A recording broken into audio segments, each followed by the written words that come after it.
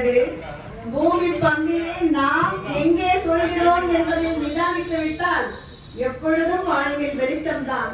பெரியார்கள் பல வேண்டாம் ஐயா, நாம் ஒவ்வொருவரும் இங்கு பெரியார் தான். விழித்தெழுந்தால் விழித்தெழுவோம், நாடு காப்போம். மிக சிறந்த கவிதை, மிக்க நன்றி ஐயா. அடுத்ததாக கவிஞர் தமிழழகி அவர்களை கவியாற்ற அன்புடன் அழைக்கின்றேன்.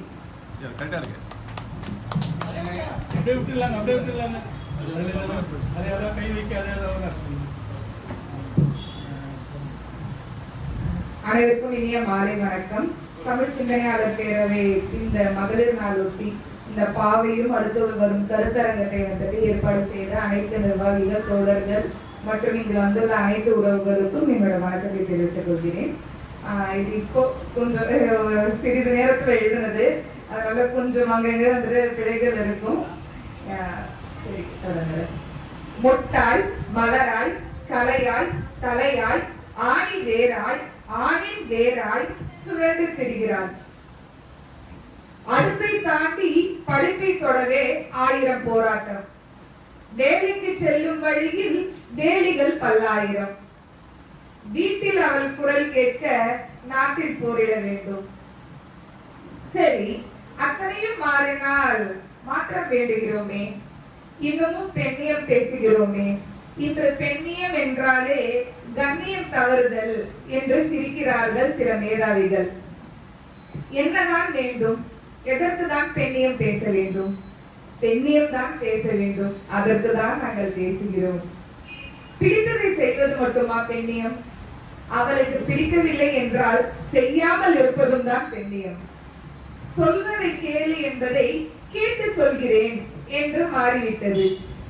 தேடி சோறு நிலம் தின்று வாடியது அறியாமல் இருக்கும் அன்புகளே, பல சின்ன சிறு கதைகளை பேசி நம் இலக்கிய தலைவிகள் இருந்த என் மண்ணில் இல்லத்தரசிகளாய் மட்டும் இல்லாமல் எதிலும் சமநிலை கேட்டு அதை நிலைநாட்டி இனியும் நாம் வெறுப்புகளை உங்கள் கீழ்ப்படிந்துள்ள என்பதனை போடாமல் இனி உங்கள் சமநிலை தோழர் என்போம். அதைதான் இன்று நாங்கள் கேட்கிறோம். நன்றி.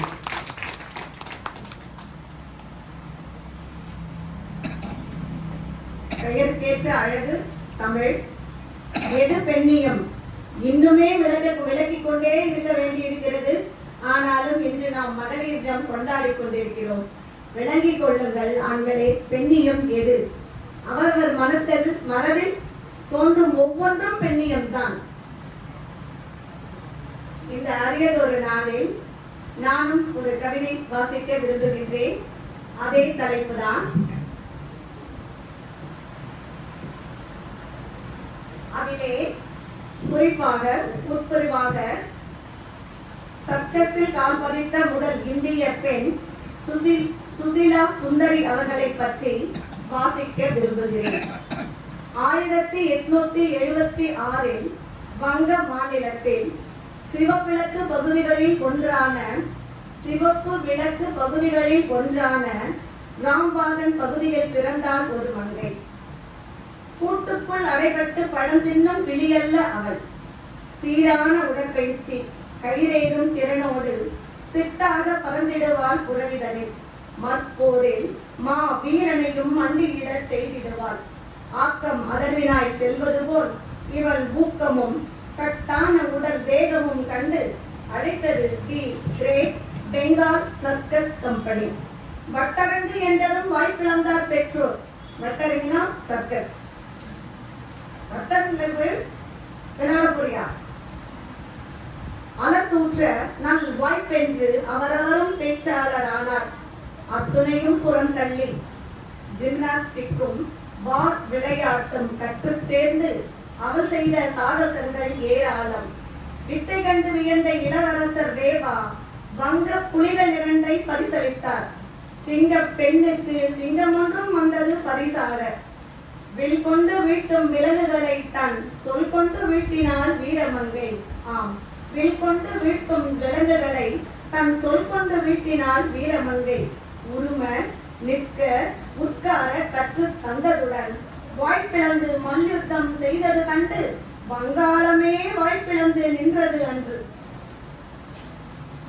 சேலை கட்டி செருப்பணிந்து தெருவில் பெண், சேலை கட்டி செருப்பணிந்து தெருவில் பெண், செல்வதுவே பெருங்குற்றம் என்பார் நடுவில் சர்க்கஸில் கால் பதித்த முதல் இந்திய பெண் என்ற பேரு பெற்றால் சுசிலா சுந்தரி. இவர் போல் சாதித்த பெண்கள் பலருண்டு. அவதம் வழியில் பயணிக்க நாமும் துணிந்து விட்டால் கற்பெண்ணும் கதையெல்லாம் கால் தூசாகும். ஆம், கற்பெண்ணும் கதையெல்லாம் கால் தூசாகும். சின்னஞ்சிறு கதை பேசும் சிறுமதியோர் இவரல்ல என்று உலகம் தானே அறியும். நன்றி.